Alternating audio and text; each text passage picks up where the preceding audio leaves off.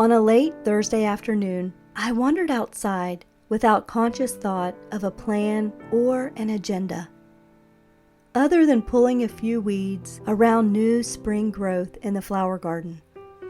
I simply needed to still my mind and be present. It was a bit of an emotional day.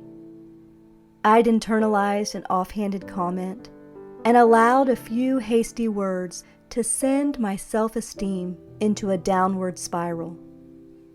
I also battled the effects of a nasty head cold combined with seasonal allergies. And to top it off, my car was headed to the shop with little indication of how long the repair would take or how much it would cost.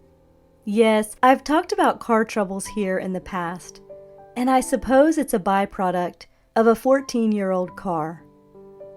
But overall, she's a good one, and I'm not ready to give her up yet.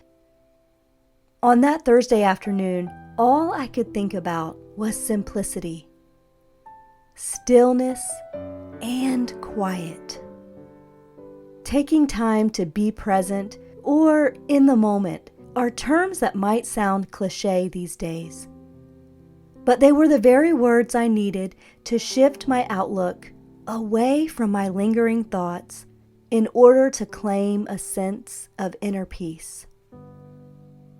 After a day of screen time and complicated cases at work, silence beckoned. The stillness called me to a place of calm. So I turned off the audiobook I'd been listening to and started pulling weeds. I listened to the birds chatter on about their next adventure as they took turns flying between bare winter branches, tweeting the details across a darkening sky. I took a walk to the mailbox, savoring the subtle breeze of a new season, and watched the neighborhood cattle gather for their evening meal without a care in the world. I also noticed the first wisteria blossoms of the year, which have since multiplied at a rapid rate, along with several of their springtime counterparts. And then I stared up at a sleepy moon preparing her slow entrance for another dazzling night against the backdrop of a midnight sky. I tell you all of this because with the decision to slow down and let go, to move my body and still my mind, my problems took flight. They all still existed, but I no longer struggled under the weight of them. And it made me think of slow living as less of an ideal lifestyle choice and more of a spiritual discipline. Over the weekend, I visited a local arts market by the river, taking note of how the same small steps to move my body and still my mind had a similar effect.